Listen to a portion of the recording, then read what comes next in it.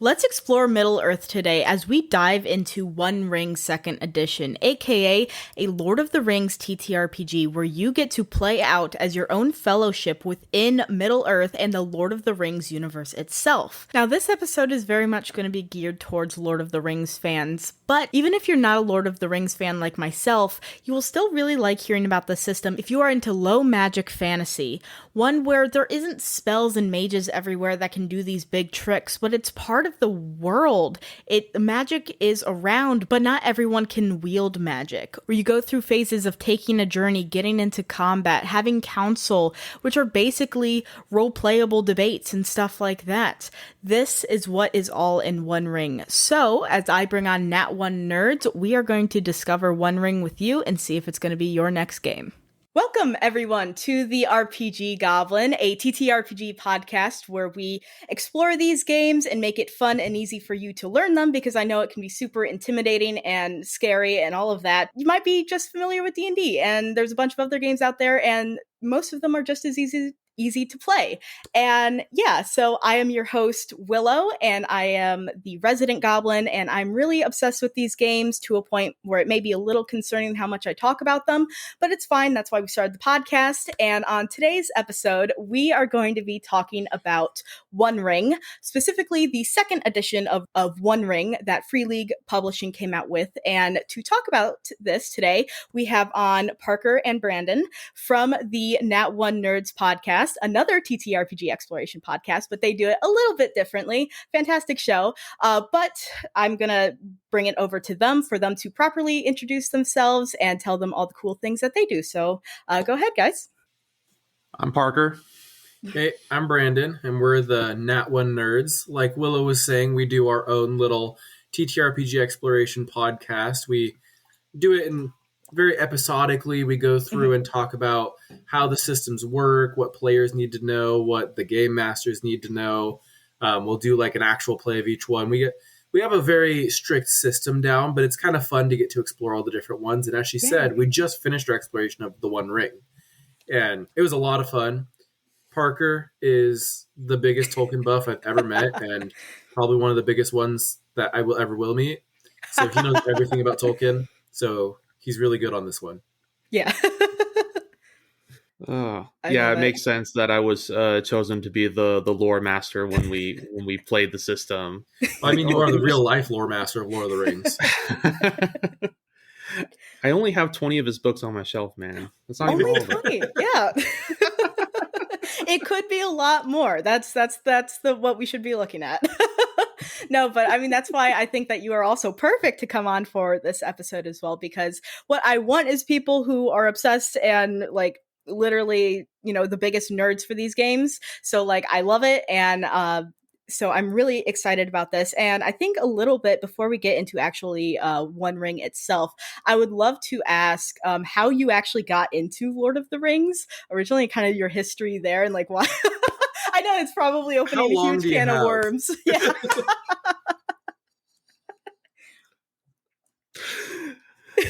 So, okay, I do have a story because people have asked me that before. And really what it comes down to is my father read me The Hobbit when I was in 2nd grade of elementary school. And I loved it a ton. And I wanted more.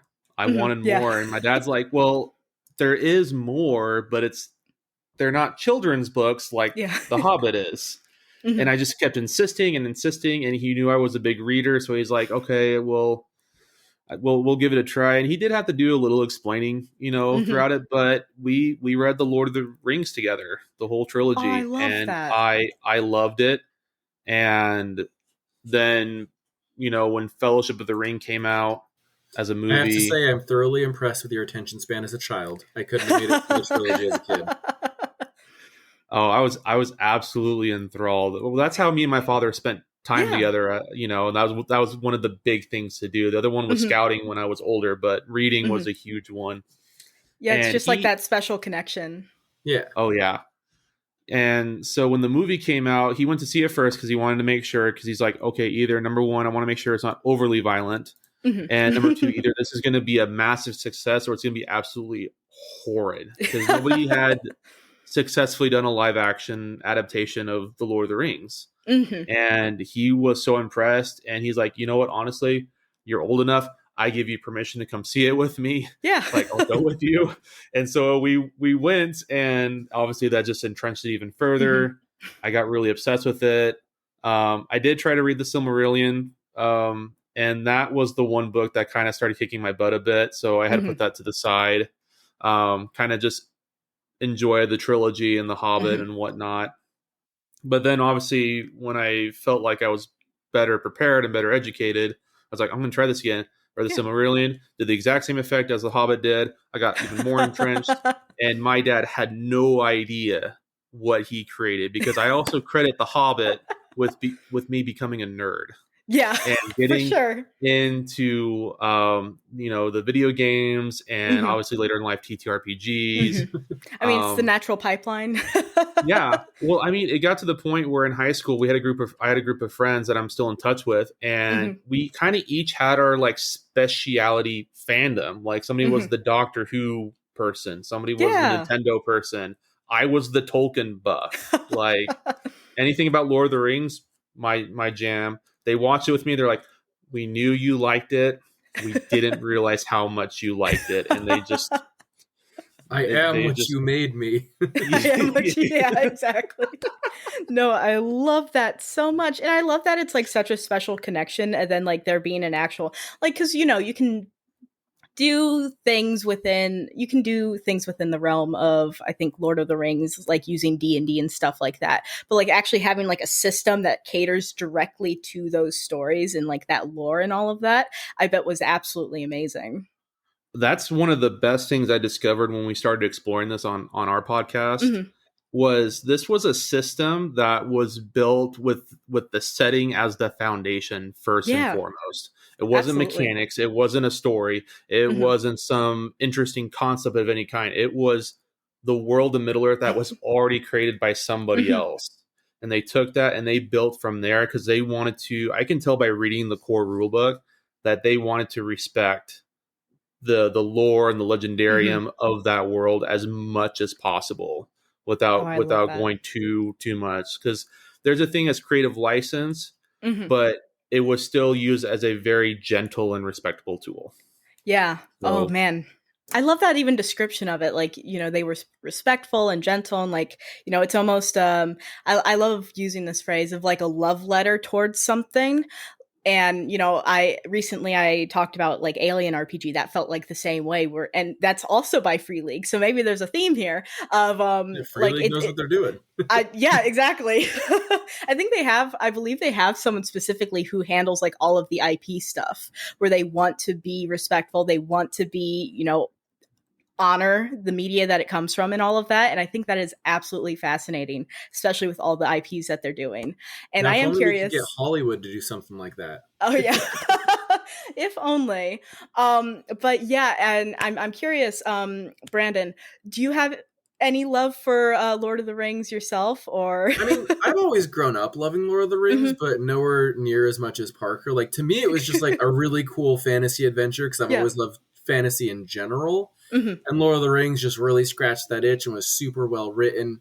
And I just always loved how there's different depths that you can watch it at. So like as a kid, I was like, oh cool, swords and magic and dragons and stuff. And then I got older, I understood the plot more, like it just got deeper. And it's just, you always find new stuff when you go through and watch it, unless you're Parker, because then you know everything. But it's just, it's so much fun. And I've always loved it, but it's not like a staple in my life, but I've always genuinely enjoyed it. Yeah. I love that. And I love that both of you still have that love for the game. So I bet we'll actually, or not the game, the series and, the world. So when you did start the podcast, I'm curious, did you know about One Ring before you started it, or was it after? It was after we started. Oh, and I bet that was immediately like, yes. And honestly, I don't remember it, because I think I was the one, because this is a system that I personally had chosen, because I just was like, I really, really want it. And if I'm going to spend money on a system, like, this is it. Oh, absolutely.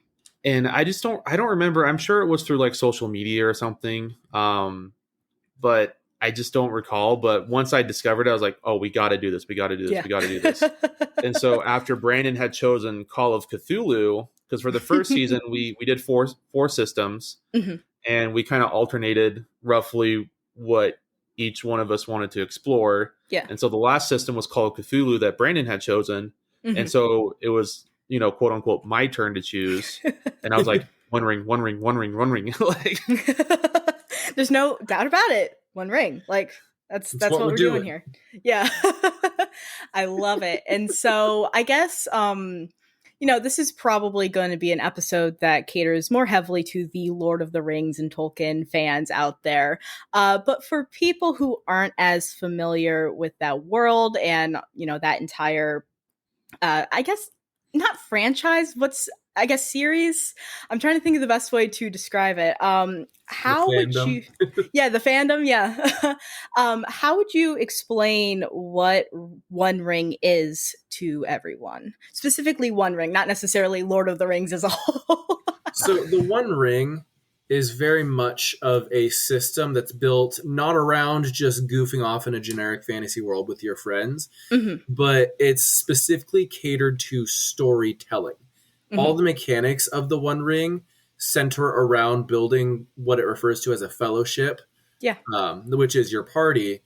And it's the adventure that your fellowship goes on and the story that they weave through Middle Earth. And it's not as much about going to stop the big bad evil guy or going on this adventure. It's primarily just storytelling, which is really fun because it encourages a lot of collaborative interaction between the players. I adore that. Absolutely. I mean, do you have do you have an explanation as well? Because I feel like it's fun to kind of go back and forth between you guys. Like, no, what Brandon said was spot on. It's very much about telling a story, building out that foundation of not only a world setting, but a full blown history, a full lore, what's going on at the time that you're playing in, and so it's all geared toward what Brandon was saying was essentially storytelling. Everything's meant to encourage, in character dialogue. It's meant to encourage role playing. It's meant to encourage those things that sometimes in, for example, D&D tables, as Brandon was saying, it's very much kind of a goofy, for the most part, kind of do kind of whatever. Yeah. And in the One Ring, like, obviously there's places for that. Like, you can't not do that there. Yeah, there's going to be comedy. Yeah, oh, absolutely. When we played, there was plenty of comedy, and we only did a one-shot. So, I played a Dwarven Dad Bard. Dwarven Dad Bard? In, like, Middle Earth. So, like, you can do whatever you want. Yeah. All I can think of is a Dwarven Dad Bard with a Dwarven Dad bod. Oh, he absolutely did. His whole reason for adventuring was he wanted to get away from his kids because they were just a nuisance. Cute. I will say, though, because, what you said earlier was that this is definitely geared toward the Tolkien fans and the Lord of the Ring fans, whether you've only seen the movies or whatever. Honestly, this system, in my opinion, is well built that anybody can play and enjoy. Yeah. Whether it's a one-shot, whether it's a small campaign, even a long campaign, it's still kind of it's still made with everybody in mind. My wife played with us on the podcast, and she had only seen the movies like twice, both with me, and both because she loved me.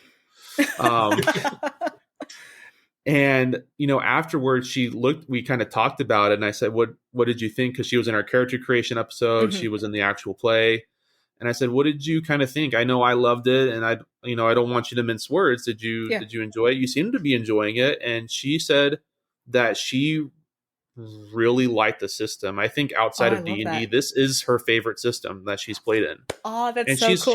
Seen the movies twice, so I mean, yeah, she's got that introduction, but you don't need that introduction for the system based off because the core rulebook encourages you to play in this part of Middle Earth. That doesn't involve as much lore from the movies and the trilogy books as other places. Yeah. So for sure. So it's still meant for everybody. Yeah, it's geared, it's a love letter and all that kind of stuff. But if you're willing to give it a chance, then it can just be just as fun of a system for those who aren't necessarily fans of Tolkien. Absolutely. I actually really love that because I think it can be a little difficult sometimes with systems that rely heavily off of lore for people that are not familiar with it already to actually like play, because it's like I know Vampire the Masquerade is a really good example of this. There is so much lore because this game is so old and the book is just filled with it that if you aren't familiar with the lore and the stories that they have within the book, you can't fully like play the game to its full potential because like it's kind of structured around that story. And so I love that, at least from what you said, you aren't required to know every single detail about Lord of the Rings before you play. And I think that's really, really good, especially for a TTRPG. And I like it too, even as like for alternate options for like fantasy games other than D&D too, because, you know, there's D&D and Pathfinder, but those like kind of follow the same kind of high magic, like high two sides of the magic same and all coin. of that. Yeah, they're very similar. High magic, combat, stuff like that. Those are big focuses within You want the to play games. a cool wizard and blow stuff up. Exactly. Well, I at least for me, I feel like I think of One Ring, and I feel like I see something that has less magic than something like D&D, and you know, a little bit more down to earth. If that makes sense, would you say that's accurate? Oh, absolutely. And that's actually taken directly from the actual Legendarium lore from the books. Mm-hmm. You know, I mean, if we'll just use the movies as an example, because that'll be, Mm-hmm. people will know that a little bit better. Absolutely. If you kind of really pay attention how often Gandalf the wizard, because there's only 5 wizards in all of Middle Earth, Mm-hmm. 2 of which we have absolutely no knowledge of. Tolkien kind of forgot about those guys. One is just a hermit in the woods, and one Mm-hmm. turned absolutely evil. Mm-hmm. So out of 5 wizards, here's this guy trying to rally the free peoples, and if you kind of pay attention, he hardly ever uses magic. You can count Yeah. how many times he uses magic in all 3 movies probably on one hand. Oh wow, How many I yeah. always times? found that really strange. Well, it's interesting because magic is definitely a heavy presence in the world. There's magical artifacts. There's the Yes. elves. That there's the wizards. They do use magic. I mean, magic. I feel Gandalf like technically was using magic for fireworks, but it's a lot of it is just it's not this idea of magical might overcoming everything. It's a matter of people willingly choosing to hope, choosing to Yeah. fight, choosing to reach inside and find that courage. Well, I feel like 'Cause- Tolkien definitely took the route more of infusing the world with magic instead of having Mhm. magic be like spells. It's Yeah. everything is magic. You don't use magic. Yeah, it's a part of the world. It's not its own thing. I like that a lot. And actually there's a game that I there's a game that I backed on Kickstarter or whatever crowdfunding thing called Land of Eam, which actually one of its main inspirations is Lord of the Rings. It's like Lord of the Rings combined with the Muppets. It's fantastic. I can't wait for it to actually like get to me because it's so cool. And now now that you're saying these things with like, you know, more of the earth and like, you know, there's magic ingrained in the world, but it isn't spells. I'm getting a lot of that within Land of Eam too. So I love how that's like the main theme, because it is so easy to be like, oh yeah, you know, in D&D magic is everywhere. Everyone can cast magic. You know, it's not anything special. Well, it feels something a lot more specialized in this. And I'm curious, and maybe to start to segue a little bit into the character creation stuff, is there even options for people to wield magic within the game? Nope, not that we can tell. Obviously, we've only done it one time, read through the book a couple times. But as we kind of said, based off that inspiration with how Tolkien built his world, Free League Publishing also was like, not really. I mean, there's some like aspects of character building, especially as you level up, Mm-hmm. that could be kind of magical Yeah. in a sense, kind of like that. But if you're looking for wizards casting fireball or straight up sorcerers or necromancers or anything like that, you're not going to find that. You're not going to find a class or a culture that is built around casting spells. You won't Yeah, it find almost that. feels like a breath of fresh air, like tone it down on the magic a little bit. And I mean that I'm curious because you do mention that like things are infused with magic. Is that then almost like are people able to get like magical items? And obviously it's probably not similar to what magical items are within D&D. You know, they're their own things, but is that something that's really prevalent in the world, especially in One Ring? You can find weapons like that kind of give you what's called a favored roll. It's the equivalent of advantage in D&D. You can find things that kind of do those like simple things to really help you. Yeah. Because in this system, you're not using a 20-sided dice, you're using a 12-sided dice. Oh So, my god. Yes, we love systems that use other dice. Yes, please. Especially the 12-sided die. Love it. yeah, Okay. that poor die doesn't get enough love. It really doesn't. Like I think there are like maybe 3 systems that I've seen that actually use a D12 as its like core die, and I can only think of 2, and one of them is now One Ring. So no, Yep. I love that. And so actually let's get a bit into like I guess the system itself. You know, you just mentioned that it uses the 12-sided die. Is that the only die that you're using throughout the game? Are there other dice that you use too? No, so your 12-sided dice is called your feat die, and that is your main dice. Mm-hmm. And use D6s too, but yes, there are D6s as well. What's really unique about the D12 though in this system, so when you're first starting out and your character is doing pretty well for the most part, and you're rolling that dice, there are 2 symbols on the dice. Obviously, you can use any D12, and you can replace where it would be on the die. So where the 12 would be is what's a Gandalf rune. It's a rune that he uses in The Hobbit to mark Bilbo's door as a burglar, essentially burglar for hire. So it's used like that. And if you roll that, regardless if you hit your target number, which is how they determine successes or failures, if you hit that, you succeed. Yeah. So it's almost like a nat 20 type thing. Yeah, it's essentially a nat 20. But on the flip side, where the 11 is an Eye of Sauron. Oh, which is fun. And what's unique is that just because you roll an Eye of Sauron doesn't mean you automatically fail. So there is an automatic nat 20 in the system, but until you reach certain conditions with your character, the nat 1 effect doesn't happen until those conditions are met. So because those target numbers can be kind of high. Yeah. I mean, it's still rough because if you roll the Eye of Sauron, your D12 automatically counts as a 0, which means you're only relying on your bonus dice, which most of the time you're going to fail with that anyways.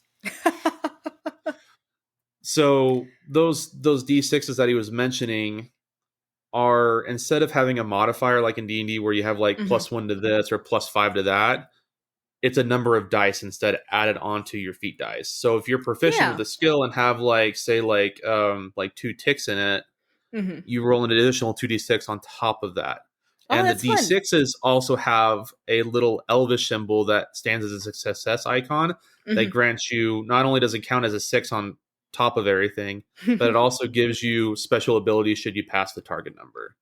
So it's almost like a mini nat 1. Or sorry, mini nat 20. Sorry, we don't want mini nat 1s. Those are horrible. Those might be worse than nat 1s. Yeah, I mean, they sting a little bit more. Yeah. So, but yeah, so that's kind of how the dice system at least kind of works. I like it. It's almost like combining a little bit of like a D20 type system where you're rolling just a D20 for everything, combined with like a dice pool a little bit. It's just like a smaller dice pool. And so I really like that. And I'm curious because you did mention that sometimes the target numbers can get pretty high. So like, at least in your experience so far, like how high are you normally rolling in this game? That like, you know, adding on like a D12 and then however many D6s. So the way that the target numbers work in the One Ring is basically they start at 20 and then you have 3 main stats and each stat determines a different target number because you have 3 target numbers. And you basically just subtract that stat from 20 to get your real target number. Okay. And so whenever you're rolling something in that category, then that's the target number you use. Oh, okay, so it's like kind of a straight across the board, but it's individualized for every character, I'm assuming then? Yes. Okay, that's actually really fun. It's almost like along the lines of like a actually, I'm trying to think of what that does remind me of. I was going to say it's like a saving throw type thing, but that's not really how that works. Like I in kind of D&D. refer to it as closer to like Call of Cthulhu, because Call of Cthulhu kind of Oh, yeah, has a yeah. target number system where you have to reach a certain number with your Mhm. D100 in order to pass or succeed in the check. So Yeah, that's and kind it of feels what's very happening here. specific. Feels very Yeah. specific to the characters and kind of shows like, when they are super specialized and good at this one thing, it does show because then their target number is a lot lower.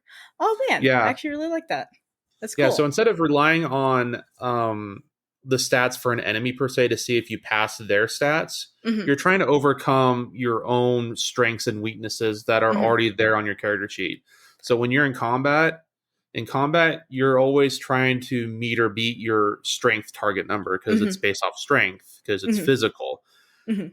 And if you can beat that, you hit the enemy no matter what kind of enemy they are almost. Mhm. I always found that kind of strange because like it the target numbers are all set and they Yeah. never change, which means like it's the exact same target number if you're trying to sneak past some random drunk person as it is if you're trying to sneak through the literal like eye of Sauron staring at you. You have the That same is target number, and I interesting, found yeah. that kind of strange. But Is I there can also see where they're coming from. Yeah, I guess you would then look to see if there's ways that they would be able to give you like advantages or like not even necessarily within the common way of Yeah, like advantage disadvantage dice, but like is there ways that that target number adjusts at all? Is there ways that you can get bonus dice, I guess, to your rolls, or maybe it takes away bonus dice? That's actually a valid thing that the system does suggest, is that if it's an exceedingly hard thing, like for instance, if you're passing the literal Eye of Sauron, which fun fact, the literal Eye of Sauron is not in the books at all. It's in the books, it's metaphorical. It's Uh-huh. metaphorical. It yeah. doesn't actually exist. Um, They wanted to so add more drama to the movies. Yeah, of course. yeah, you as the lore master, you can say, "Hey, go ahead and roll this ill-favored." Hmm. Essentially with disadvantage, or you could take away a bonus dice like minus Yeah. 1d6, which in Yeah, this I like system you that. can just say minus one dice and everybody knows what you're talking about, Yeah. because there's only one other set of dice and that's d6s. Yeah, you're automatically rolling d12 for everything. Like we're all on Yeah. the same page here. No, that I Yeah, like that for the balancing. I kind of view the reason why target numbers are the way they're done in the system, because I think it's trying to have a reflection of how Tolkien viewed Middle Earth, was Hmm. that it was very much that anybody could be a hero Yeah. and anybody could overcome their own weaknesses, or overcome their own ego, Hmm. per se. Now, a lot of the characters have a lot of nobility background, but the real hero of the story is some random hobbit from the Shire, a Yeah. people that literally hate adventuring to no end. Like, you won't find TTRPGs in the Shire because nobody wants to even do that there.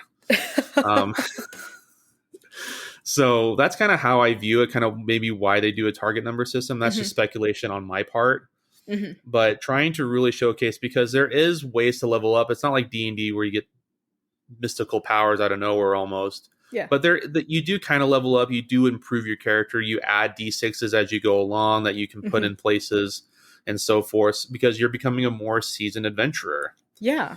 And actually, I And think I specifically I we'll continue your thought in a moment. I just wanted to say that I would like to touch on the character creation stuff soon here, especially with like the whole like anyone can be a hero. Like does that reflect as well within the character creation? But if you, sorry for interrupting you, I was just like oh I need to make sure to get that out. no, we can absolutely dive into character creation. Yeah, So absolutely. And so I guess the like big question that I have is like what are the options slash steps for character creation, especially with the perspective of like, you know, in the movies, like it is just a bunch of people. Like it's just people. Like it's not like, oh yeah, we're already grand heroes or whatever. Like, do they reflect that as well within the One Ring character creation? yeah, you kind of start out as kind of an average person or somebody Hmm. that has gone on very little adventuring. Um, And the biggest choice you make in character creation that kind of really defines almost everything else about your character is what heroic culture you choose. Hmm. So Some of the options are you can be a hobbit from the Shire, you can be of the Men of Bree, you can be a ranger of the North, kind of like Aragorn. You can be an elf from Lindon, which is an elvish country off to the west. You can, I'm trying to think what other options are. You can be a dwarf of Durin's folk. And based on what culture you choose, kind of helps. Instead of rolling your stats in this system, they kind of just give you a table to choose from. Yeah. You can roll on the table to kind of make it a little bit random if you want, but it kind of sets the thing because, again, the system's really trying to reflect how those cultures were in Middle Earth during the time that they are recommending you play in. Yeah, absolutely. So elves are going to be naturally keen-eyed. That's just how it works. Men are going to have this interesting desire to be very much swayed by the shadow to go evil or good. Interesting. So your hero culture really kind of defines a lot of aspects. Yeah, it sets the stage for everything. I love that. Yeah, and that's a fun way, instead of like being like, oh, choose your race. Like it almost like it puts a little bit more weight in that decision, because it's like you are deciding where you are coming from and all of that. That's really cool. Yeah, and in a way it simplifies this character creation. Like it, compared to trying to help somebody make a D&D character versus trying to help somebody play the One Ring character. The One Ring does a much better job, especially introducing people to the system. It's a lot more streamlined. It's a lot more bare bones. Like, hey, let's make a character so that we can get to the story. Yeah. Yeah, we all want to play. Like we're not spending like 2 hours trying to figure out how to make characters. And now I am curious, how was your obviously people can go and watch or not watch, but listen to your guys' character creation. But as a little bit, I guess, of a sneak peek, how did you find, as a group going through the character creation of One Ring? Was it fast? Did you enjoy it? Were there any parts where it's like, I honestly found the character creation to be super simple. Like you literally just choose your culture, pick your target numbers, pick your proficiencies, and then you're pretty much set. Yeah. Love that. There's a couple other little nuances, but it's super simple. And it sounds like it's not a class game. Like there's no classes? No, you don't magically gain power as you kill goblins. Probably the closest thing to classes in the system is outside of the hero culture. The second probably biggest option you have is choosing what kind of calling you have. You can be a scholar, you can be a warden, you can be a leader, a captain, where you have those instincts. But as far as mechanically going, callings kind of more act as backgrounds if you're going to compare it to like D&D. They kind of act as a subclass, but mechanically they act more as a background where it's pretty straightforward. There's a couple little extra things to throw onto your heroic culture, and you kind of move on from there. And then, of course, you still have an option where you have a certain number of points, if you will, that you can start putting wherever. It's be like, oh, I want an extra D6 on this skill. I want an extra D6 on this skill. So there is a component where it's purposely the player themselves doing what they want on their character once they have that foundational culture and calling established. Yeah, decide kind of what they want to specialize in and like what they want to be good at, things like that. No, I like that a lot. And I've like come more and more. I've liked systems that don't have classes, but also there's like sometimes a fun thing with it too, because like Dragonbane, another Free League game, instead of like having traditional classes, they have like profession type things where it's like, oh, you can be a scholar or hunter and things like that. And like, yeah, it kind of gives you something like abilities. It doesn't like do too much outside of that. Is that kind of similar to how those callings are? Do they give you any, I guess, how you were mentioning how the ancestry stuff would give you, keen eyes if you're an elf, stuff like that. Do those callings also give you something where it's like you gain a bonus where it's like, oh, let's say you're a scholar, you get this, like, knowledge and you're able to recite things? Yeah. So we'll kind of, I'm going to go off of Brandon's character that he had. He had a dwarf kind of bard type thing. So he was a dwarf of Durin's folk, Mhm. and the calling that I believe you had chosen, Brandon, was messenger. Is that Yeah. correct? Ooh, fun. So messenger, yeah. So messenger is kind of that. It's almost like it's a calling where it's also a profession where you're delivering news. Mhm. You're delivering important messages. Yeah. Literal a literal messenger. Yeah. But it allows you to travel, allows you to be kind of cultured in a unique way. It Mhm. allows you to have been like, oh, I've dealt with people over here before. Mhm. Because outside of the big kingdoms of Middle Earth, it's pretty much the wild with little pockets of civilization kind of Yeah. sprinkled throughout. So in order to go from one pocket, you got to cross over into the wild, deal with Mhm. whatever comes up during that point to get to the next pocket where you're trying to deliver the message to. Yeah, that's So, cool. so I in this love it. case, messenger, what the callings do for the most part is that they allow certain skills to be favored. So every time you make that Mm, skill because of your calling, you always roll with advantage on that feat die.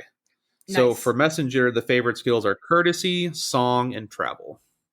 Yeah, like I mean, it makes sense why you would choose that for kind of a bard type character.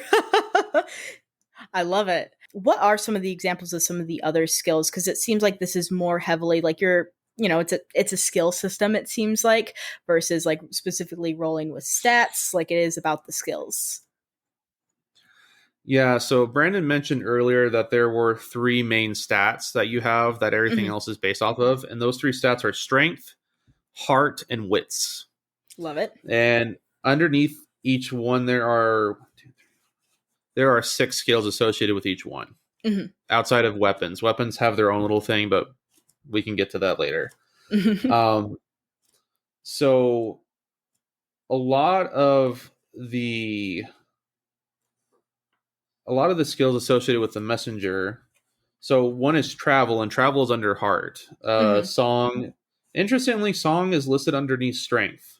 So a couple of them, I'm not entirely sure, Yeah, I but mean, I guess that's they, your own, like your strength is song.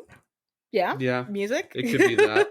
Well, the way So they word it is strength is like your force of being. It's not just physical strength, but Oh. just how imposing and impressive you are as a person, like how you put yourself out there.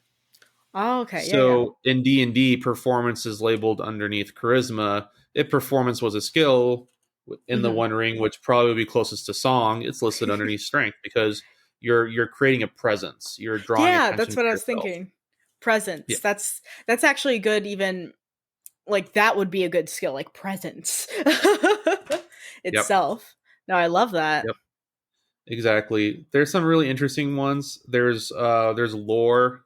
Hmm. There's riddle. Riddle is a skill, Ooh, yeah. and it's not literally just riddles. It's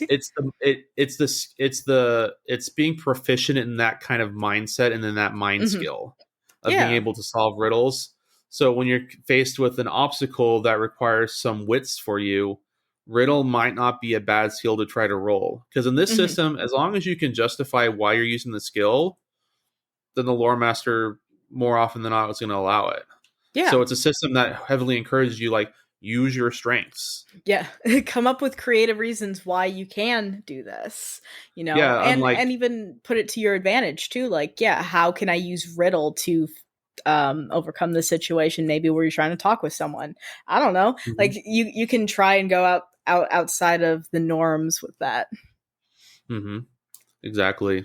But yeah, there's lots of different skills, lots of options to be able to choose Hmm. from, and that's really fun to do. Yeah, love it. And so, you did mention a bit of, I mean, I think so. This is again going to come from me really loving this Land of Eam game, where there's actually a lot of rules around travel and stuff like that. And I know, like, Lord of the Rings, they go on this whole journey and all of that. Like, a big part of the story is that journey. Does One Ring also have like kind of rules and stuff set up for traveling in the game? Yeah, so there's three adventuring phases in the One Hmm. Ring. Um, there is a travel phase Hmm. where you kind of roll. Often enough, you're required to make a travel check, Hmm. and during that time, you can be waylaid by something minor. So it's not necessarily a combat scenario, but something happens while on the road, because the joke is there are no safe roads in Middle Earth. They're all dangerous all the Yeah. time. And it's kind of true. Mm-hmm. And so in the travel phase, you would make travel checks and so forth to see how, not only to see if you get some interesting encounters. Some of them are good, some of them are bad. Yeah. You also roll to see how fatigued you get. Yeah. And that fatigue could then affect your load capacity. Mm-hmm. And if your load capacity is affected, then you potentially become wearied, which Mm-hmm. then spawns, ill-favored circumstances for your bad things. player character. Bad things start to happen. It definitely kind of ricochets off into other aspects. Yeah, so I love because that. unlike D&D where you can just get a bag of holding, this system's like, no, those don't exist at all. Nothing even remotely like that. It's either your person or your pony. Which one is it? You have to carry your shit like a normal person. No, yeah. No, I love that though, because again, like part of it is that journey. Those are elements that matter. And so like making sure like, yeah, you can only carry so much. And that's what I do like about some of these more grittier games where they're like, yeah, no, you do have to track your actual inventory. You do have to keep an eye on that, because these are things that are going to matter later in the game and may mess you up while you're traveling. Though I very quickly want to ask about, so like when you're going on the roads and stuff, like, yes, there's always a chance that something bad can happen. They're all dangerous, things like that. Does One Ring have like random encounter tables or things like that to kind of help with those ideas while you're, at least for a GM? Yeah, no, they do have tables in this book that you can roll from, because I'm a big fan of random tables. Yeah.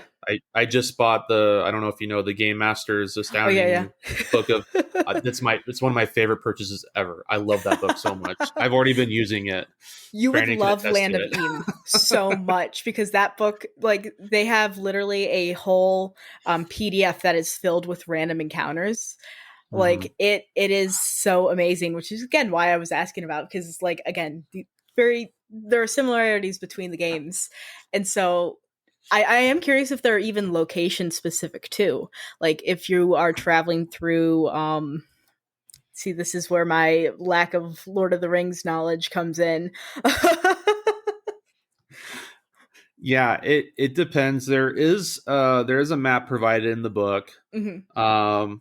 It kind of has like it's a map almost for the travel phase in a way, in which it's just kind of a hexagonal pattern over this portion of Middle Earth. And the portion of Middle Earth that the core rule book and the system heavily focus on is a place called Eriador. And Eriador, that's probably the most common places you'll hear of is the Shire, the town of Bree, and like Rivendell. Like those are three big places that people know of from the movies, and those all are in that region of Middle Earth called Eriador. And it'll show places like, oh, here's some civilized land in green, here's some wild land, and here's some dark land. Like it gets even more sketchy. And I love how that, and I love too how that just feels like it can make the traveling not so boring too. Like it can make things exciting when you are going through these different lands. There's actual places on the map that you can like travel through, and that can have something there, versus sometimes in D&D games, or at least D&D's not meant for travel. Like there's no like really good travel rules or anything. And so sometimes it can be like, if you focus on travel, it can feel like, why are we doing this when like there's nothing there to kind of support it to make it fun. So I love that they did that with One Ring. Yeah. No. So yeah, and it gives you tables for like how in depth the encounter is. It ranges from a joyful sight to terrible misfortune. I love it. So and everything kind of in between. I mean, it definitely still encourages the lore master to be creative and even though the world may be kind of established, that doesn't mean that there aren't plenty of things for the lore master to come up with while running the game. Absolutely. So it does that, and I just said there's definitely rules. There's a whole section on the journey phase or the travel phase. And I mean, one of the first things you do when you go into the travel phase is that it actually assigns journey roles to each member of the party. Oh. And if the party's small enough, then people double dip. And if it's large enough, then some people may not have anything to do. You know, Well, what are these roles? Yeah, so there's a guide in charge of all decisions concerning route, rest, and supplies. There's the hunter in charge of finding food in the wild. There's the lookout. And then there's the scout in charge of setting up camp, opening up new trails. I do have to say that in our playthrough, we all picked the wrong roles. Because we didn't know what we'd be doing. We're like, this name sounds like it would work. And it's like, do this role. It's like, wait, what? Yeah, unfortunately, the journey phase in our actual play, because we were only doing a one shot. Yeah.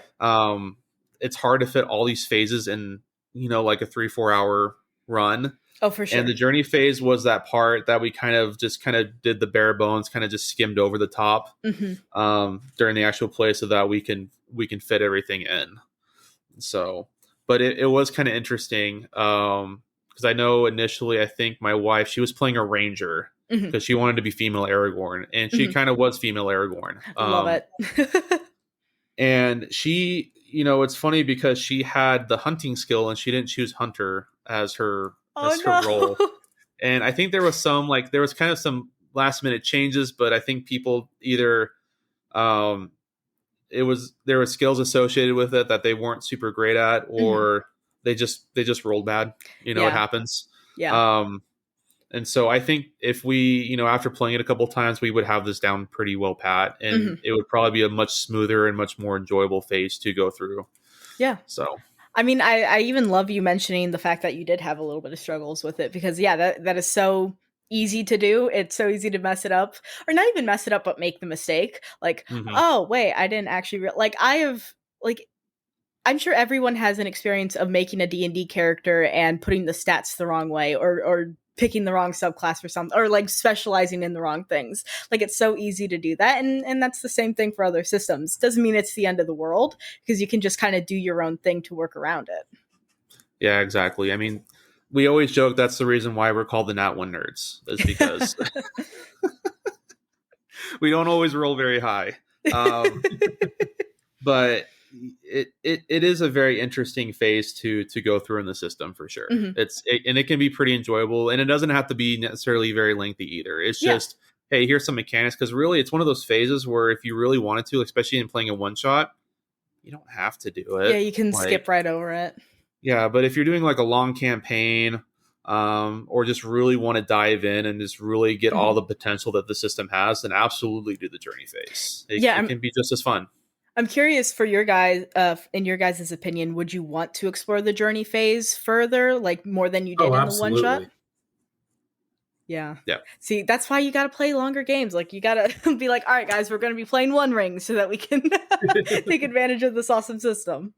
Brandon, you heard her. We're playing One Ring again sometime soon. So, all right, season 2 of Not One Nerds is going to be all just a One Ring playthrough. Exactly. Yes. Sometimes decisions have to be made, and sometimes you just have to play one game. No. So. I love that. I mean, I support that. Like, do it. Like, have a great time. Do a podcast within a podcast that's all about the One Ring. Exactly. I mean, why not? Well, I'm actually, this is other shows get spin-offs. Why can't we? Exactly.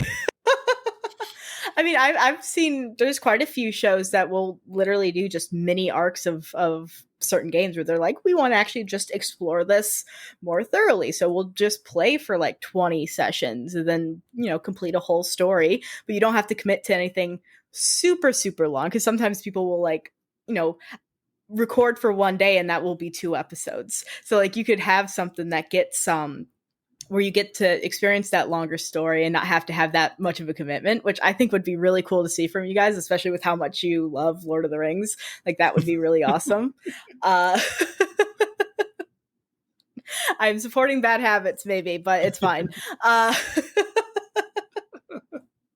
am curious though, if you guys have, on the show so far, you've covered 4 games, correct? In the first season. Are there any of them that you do have that urge to make into something longer, like play for longer? I have actually considered exploring more of the One Ring. Like Mhm. I've talked to Brandon because Free League already has expansion books. They Mhm. have 2 currently, and they're coming out with a third. Which the third one I'm very excited about because it's all about Moria Mhm. and the depths of the mines, and it's Oh, such an that's cool. iconic location in Middle Earth. Mhm. And if you like the dwarves at all or just thought it was cool in the movies, like, oh my gosh, like there's a whole expansion now for it. So depending on how Christmas comes around or whatnot, or whether I just have a super weak moment on Amazon or whatever, I probably will end up eventually purchasing that. Mhm. And I've looked at Brandon and I was like, I would love to revisit the One Ring with one of these expansions and maybe do Mhm. episodes based off like, hey, here's a bonus episode because Parker really likes Lord of the Rings, and let's talk about the expansion from Free League Publishing, all about Moria, or Yeah. all about the Lone Lands, which is this Mhm. very desolate region that there's not a whole lot of lore from Tolkien about. And Yeah. it's an expansion that I'm sure Free League had a little bit more creative license with Mhm. to do with. So they have a whole expansion book, and it's even a smaller section of Eriador. And they have a whole expansion for it. So, We love so that so much. or No. even doing like another kind of 1-2 shot actual play episode again of the Mhm. One Ring with those expansions, like, hey, here's a discussion episode about it, and then, hey, let's actually utilize this expansion book that can inspire another adventure in Eriador with this group. So Yeah, I love it. And actually, Brandon, because you need to bounce off, thank you for coming on and Sorry, doing my this. wife just texted me saying she's really hungry and Oh, no, needs you me to are make all some good. food for her. But thanks. Parker can cover. I trust his knowledge of the One Ring and Lord of the Rings. Yeah, he's got it. I'm more here to rein him in when he starts going a little crazy. So good luck. All right, I'll take up that job. All right, yeah, but thank you so But much for thank coming you on. again so much. Yeah, thank you. All right, have a great night. Thanks. You too. All right, awesome. Yeah, so this has been a fantastic chat so far about One Ring. And I mean, this is great that at least Brandon wasn't the lore master, because I do want to start getting a bit into the lore master stuff. Hey everyone, it is time for the midpoint break today as Brandon hops off this episode, and we will be continuing the rest with just Parker, aka our lore master. Now, I'm very excited about this because we get to start to dive into some of the lore master parts and even deeper into the game, because this is actually really a fascinating game. Like I said at the beginning, I'm not really a Lord of the Rings fan, but I really like this setting and I really like the world that is around Lord of the Rings, and it actually really makes me want to give the movies another shot and maybe look into the books, but I'm not a reader, so we'll see. But I want to say, hey, thank you for listening to this episode of the RPG Goblin. I really hope that you're enjoying it, and if you are, please make sure to give us a review, because it's going to be really helpful, because we are still in the month of November right now, which means we are still trying to get to 1,000 listens during the month of November. We are, at the time of recording, about 70% away from this goal, and we still have about another week when this episode comes out. Now, how can you help? Well, you can make sure to give the RPG Goblin a listen. Obviously, if you're listening to this episode, thank you very much. But if there are previous episodes that interest you that you haven't listened to yet, please consider giving them a listen now so that we can start pushing closer and closer to our goal and have a TTRPG party, which will be amazing. You can also recommend the RPG Goblin to a friend, which will be awesome. Get them to start playing more TTRPGs with you. That'll be great. You can also share the RPG Goblin on all social media, anything between like, hey, go check out this podcast, or even just resharing stuff that I'm posting. That would be awesome as well. And finally, they'll leave a review, which is a great way to show that you are enjoying the show, because it helps keep it going for me as well. So all of that just to say, let's get to 1,000 listens by the end of November. We are literally 70% of the way there. We are so close, and we are coming to the last week in November, and I believe that we can do it so that we can have a TTRPG party, have giveaways, guests, and all that fun stuff. Now, for today's episode's promo, we have a promo from the Monsters Playbook. Now, I just want to say thank you to these guys for reaching out to me, because they wanted to share stuff about the November goal, but I was more than happy to have their promo on my show as well, because they are a Monster of the Week actual play podcast. Isn't that amazing? Monster of the Week is one of my favorite games, as you may know. Let's listen to the Monsters Playbook to see what they're all about, so that you can go listen to their show and learn Monster of the Week. So yeah, let's get into that. My name is Johnny, and I'm the host, executive producer, and Prince of Lies for the Monsters Playbook. What's the Monsters Playbook? It's an actual play Monster of the Week podcast set in my hometown of Minneapolis, Minnesota, where no monster can hurt you as badly as you can hurt yourself. It's a character-focused adventure where you'll meet Kira Ashwood, a journalist with a cult past she's desperate to atone for, and a secret power hidden even from herself. Casey Davis, a taciturn secret agent becoming disillusioned with the agency she thought she could trust. Theo Nessos, a professional sorceress trying to escape the shadow of her powerful magical family. And Mark Clayton, a pretty haunted introvert who just wants to make sense of his powers and all the weird things that keep happening to him. This is a show where danger could just as easily come from an otherworldly threat as from the fragile emotions that anchor our characters and bind them together. If you like Buffy the Vampire Slayer, The Dresden Files, or any city-set supernatural story with monstrous threats and messy feelings, check out The Monsters Playbook. New episodes every other Tuesday, wherever you get your podcasts.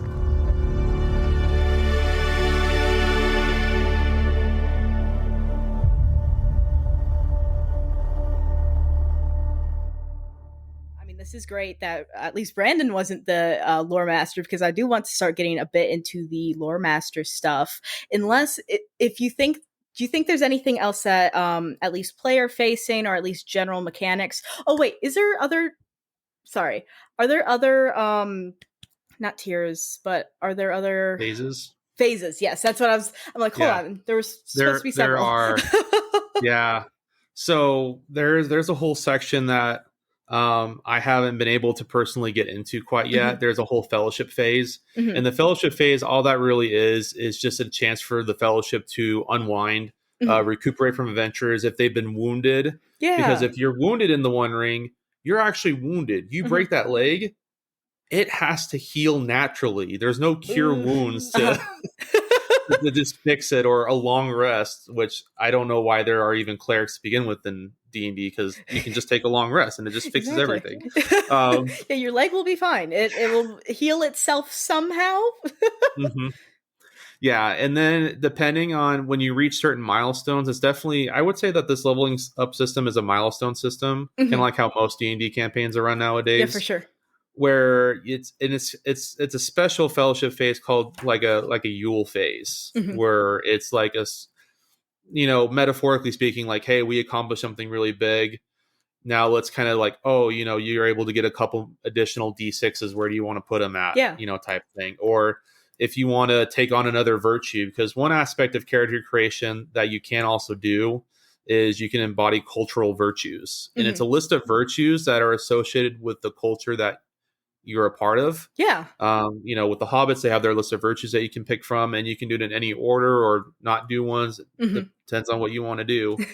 For instance, if you're if you're a hobbit, I should backtrack. You do start with one basic virtue, and there's just kind of a general list that you can pick from. It's kind of a smaller list, but people can pick from that list and be like, and some of them are pretty straightforward, simple. Some of them are a little bit more complex. Do you have any examples? Yeah, so let's look at some examples here, because I love flipping through this book. Yeah, this book makes my soul happy. Free League books are so fun to flip through. I only have the only actual big Free League book that I have is Vaesen, and I love going through that so much. It just feels like a tome. Look at all the cool monsters.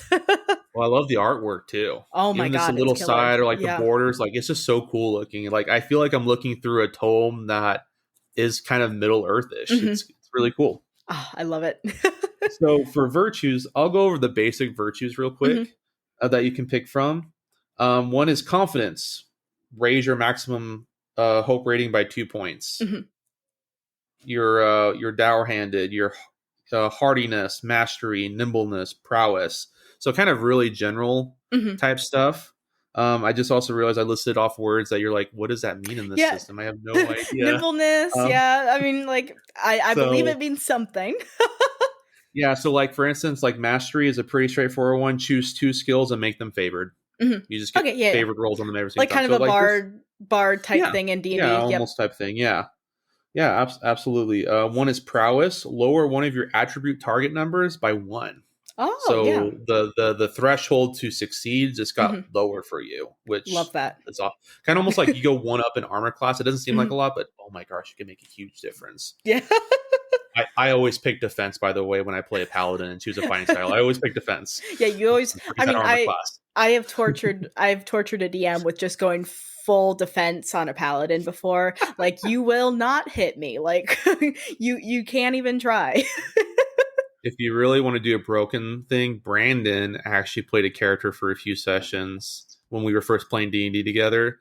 He did a Warforged Oh armor yeah. artificer with a shield. At level 1, his armor class was already 20. Oh my god. So There's some broken builds that you can do. yeah. But we probably should get back on topic here. Because so yeah, those are some of the basic ones. To give just one example real quick, if that's okay, Yeah. from like the more like cultural virtues Yeah, that you can pick absolutely. from. So one of them, so like virtues of the hobbits, one of the things hobbits are known for is that they're kind of small and nimble and they can kind of just disappear. They don't Yeah. generally like they don't like the big folk. So they just like, oh, just and it's interesting because hobbits don't have any magic about them, but this ability is just so uncanny to anybody outside of the race of hobbits or the Yeah. culture of hobbits that they still view it as supernatural. Oh, that's And cool. so in the system, you have this ability to do art of disappearing. If a location or a situation offers even the smallest opportunity to hide or sneak stealth silently away, you can make a stealth check. Oh. If you get one of those success icons from your D6, you can spend 1 to just simply disappear.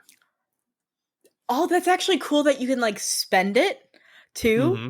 Oh man, I love that. And I'm assuming that as well is just a strictly like Hobbit thing. Like you can't get that as any other.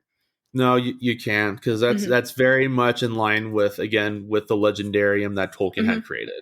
Yeah, and I think that's great though, because then that does mean there's some diversity between like the people in your party, especially if you're like, hey, one person's a hobbit, one person's a dwarf. They can't pick the same thing and have basically the same ability. Which I think encourages a lot of a collaboration at the table, both mechanically and storytelling wise. Oh yeah, for sure. Which then builds a better unified table, which then helps your friendship and overall. So yeah, I kind of like that. So in some ways, it might be kind of limiting a little bit, but I think the benefits outweigh the disadvantages to that. Yeah, no, I agree. And again, it makes everyone feel a little bit more special too, because then again, they have those abilities that are only they can do, and you don't have that situation where, hey, you have a whole party in D&D and everyone can heal, and the one person who plays the cleric is like, oh well, then like my one main thing, being able to heal, is kind of like it's not special anymore. So I like that approach with like limiting it a little bit, because I don't think limits is bad in the game. Limits can open up more creativity of like what you can do, just because it limits one thing doesn't mean it limits everything. Yeah, exactly. It really depends on your point of view. You can view it as super limiting, or you can view it as not. Yeah. And what I like about the system is that though the target numbers are really high, or at least they can be really high, there's still plenty of opportunities. Like the fact that you only have the chance to get a nat 20 rather than also getting a nat 1 in most situations, that's kind of cool right there. So you can succeed there. If you have extra additional dice, there's those like mini nat, the mini nat 20s, quote unquote, that you can use and you can cash them in. So the more you roll, and it's kind of surprising how often 6s came up. I know, like during our combat scenarios during the actual play, people were rolling 6s on their additional dice with their favorite, with their proficient weapon that they were using, and they're like, yeah, I'm going to cash that in to do a to do a hard blow, which is going to double the damage, like just right off the bat. And they didn't even roll like the nat 20 on the feat die, but they beat the target number and they got that success. And they're like, I'm like, okay, like he didn't give it a turn, but he's dead already, so like it's fine. It sounds like combat's pretty quick, or at least can be. It can be because the character creation is so streamlined. I feel like naturally the combat gets a little bit more streamlined a little bit. Sure. It definitely, depending on the combat scenario, it can feel a little bit like, oh, your turn to hit, your turn to hit, your turn to hit. It can potentially feel that way, but if you do it right, and because again, this, unlike D&D, this isn't combat centered system. Yeah. It's a storytelling. It's focused on narrative. It's a narrative based system. So in combat, you can do more than just hit things too. What's kind of interesting with combat is that one of the first things you choose every single round is what kind of stance you take. If you take the forward stance, you can roll your attacks favored, but then if an enemy comes after you, they can do it favored as well. Yeah. Oh yeah. No, I've heard a few games that do similar things like that, where they have these like you have to choose how you approach this combat. I love it. Okay, sorry, continue. This is great. No, absolutely. And what's nice is that if it doesn't work out that round, you can just change it next round. Yeah, absolutely. There's a defensive stance where you kind of, you're at a kind of a disadvantage of some sorts, but so is the enemy toward you. So if you're kind of running low, I'm just going to hope for the best, but at least I'll be a little safer, which makes sense. You're trying to defend yourself and whatnot. So it's really interesting. And then there's also options where if you don't want to like physically attack somebody, you can still choose the stances come with ability. So if you do like a forward stance, let's see if I can find that list here real quick, because they are kind of cool. If you do the forward stance, you can do like an intimidation essentially, because you're so aggressive. Like that's intimidating. So you can kind of use your action to do that. Oh, I love that. What these tests can do, I should say, is that whether forward, open, defensive, rearward, they each have this special ability that you can substitute your physical attack for, that usually acts as a boost to your fellowship. Yeah. So if you intimidate the foe, so like your opponents can be made weary, and that's something you don't want. There was one that was kind of really cool that I really liked. Oh, so in open, so if you choose the open stance and do that combat task associated with it instead of the physical attack, any members of the company fighting in forward stance gain an additional 1d6 on their attack. Ooh, yeah, that's good. Now, each time for these tasks to work, you do have to make a roll. So, for instance, for that one, it's an hearten roll, which is under your heart stat. So, if you can succeed on beating that heart target number with your hearten roll, with however many d6s you may be attached to that skill, depending on how well your character wants to be in that, you can potentially give everybody an extra d6, an extra d6. I love that. So, which can make a difference. Yeah, because it's fun being able to actually like support your party, because I feel like, in D&D there are D&D is always going to be the comparing thing, but in D&D I feel like there aren't too many abilities that do support like your friends. Like sometimes you don't always want to attack, sometimes you do want to try and put others at an advantage, and other than like help, like the help action, which everyone always forgets about. I always forget about it. Like it's so easy to. It's like, there aren't too many things other than like healing or I guess enhance ability. Like those are ones that can help your party. But being able to have that stance, succeed on that check, and then actually help your party with whatever they're doing, so cool. Yeah. And that's what I really like about this system, because I feel like in D&D, if you want to be that supporting character, you almost have to commit to that type. So like if you choose to be a bard, now granted it's a combat system, so everybody can fight, everybody can do that, but there are definitely classes where that's absolutely all you do. Your paladins, your barbarians, your fighters. But if you want to be a supporting, it's almost like like the wizard. Yeah, he can technically fight, but he's probably not going to, because a 1d4 is going to take him out practically at low levels. Staying in the back, like doing staying in the back, like like healing word, or retreat, guys, retreat, fireball. Oh, we didn't get out of the way fast enough. Sorry. Anybody can be supporting, anybody can be frontline in this system. It just depends on that particular scenario. And it's And almost the like book even helps with encourages, camaraderie too, like being a yes, group. absolutely. Yeah, because again, it's that narrative focus. So if the more collaboration and camaraderie there are, the better your narrative is going to naturally Yeah, be, because you're absolutely. making the story together and it's your story. Love it. So So cool. yeah, yes. So, but yeah, the combat phase is definitely pretty unique versus Mhm. D&D. You do kind of have a somewhat bonus action a little bit. It's a bit more limiting than in D&D, and whatnot. So, but yeah, that's pretty much, for the most part, that's combat. I Yeah. will say that the weapons are already determined. It's already Mhm. predetermined how much. It's not HP, it's endurance. Mhm. Your health is essentially your endurance, which, Mhm. by the way, is also tied to your wariness, Mm. or sorry, your load, which can then potentially, if you get Oh. to Oh it just yeah. cascades. Yeah, it Yeah, just I like continues to that. cascade. Yeah, so every decision you make in the system there has to be a little bit of thought put into it. You can't just do willy nilly per se. I mean, you can. Don't get me wrong. I mean, Mhm. that's you can absolutely do that, The but the theme of weapons Freely are, games yeah, always need to make a decision that's gonna actually like not be dumb. yeah. So weapons already have predetermined amount of damage. So if you hit, Mhm. you cause this amount of the endurance loss. Yeah, makes it Um, easy. Like write it down. All yeah, right. Yeah. it's just kind of, it's very straightforward. So it kind of helps. So it still allows you to roll dice for Hmm. sure, but it also kind of cuts away at a little bit of the extra fat Yeah. to combat. And so I mean, just makes it just that little bit faster. Yeah, it's fun rolling Hmm. dice, but just being able to be like, all right, this does 4.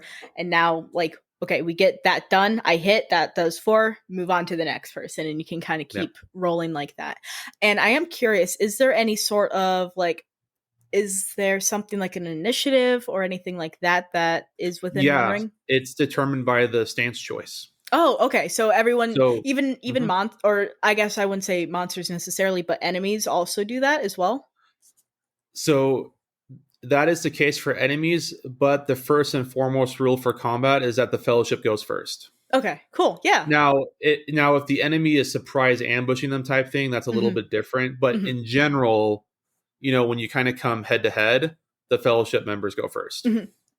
And whoever does forward stance goes first. Whoever does Yeah, open stance goes next, defensive, and then rearward. I And love it. then whatever the monsters choose, they go in that same kind of order. Hmm.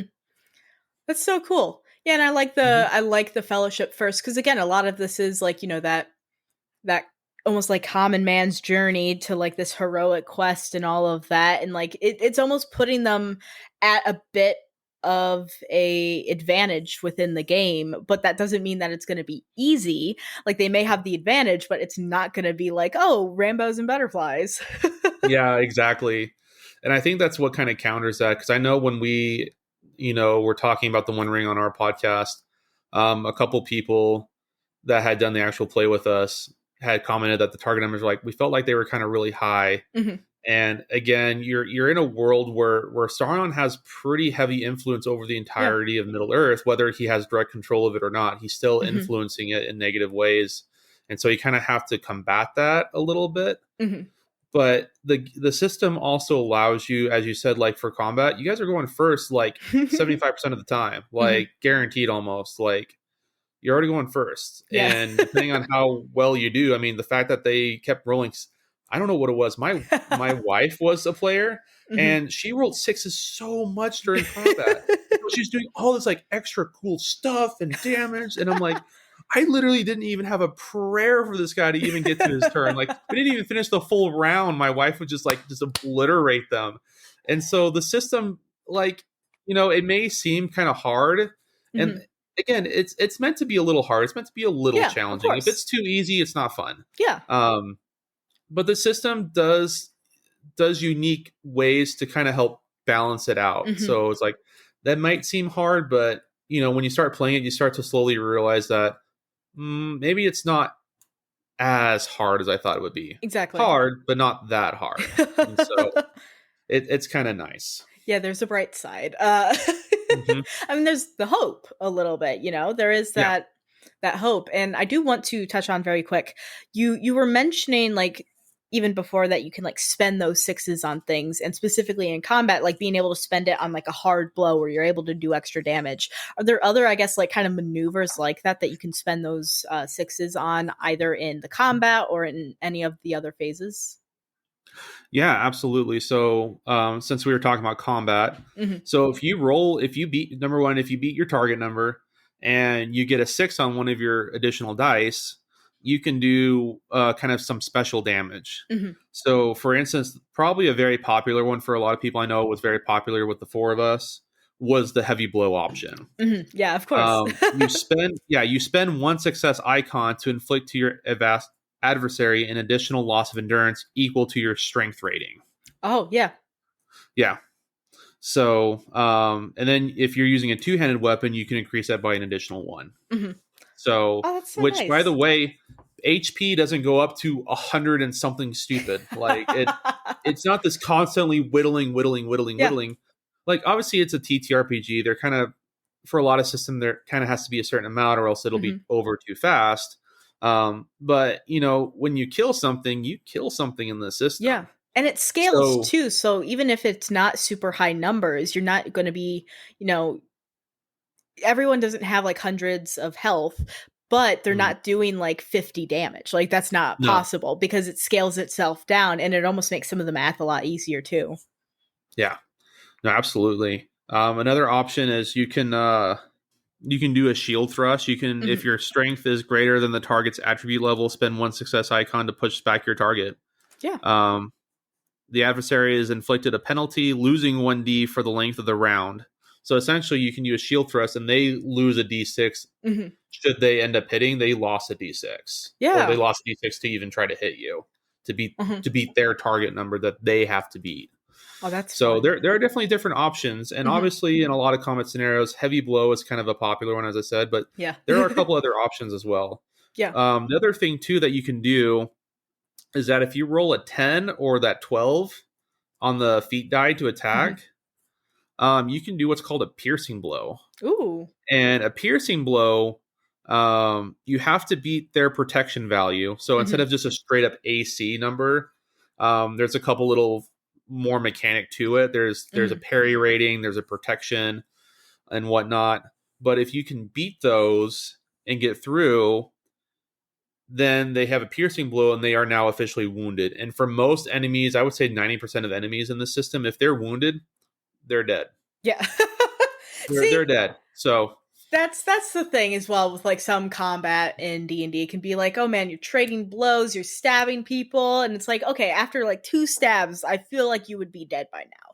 Like, how are you not bleeding out right now? Yeah, like what's going on here? Like, sure, maybe every round lasts 6 seconds, but still, you just got stabbed in the chest. Like, what's happening here?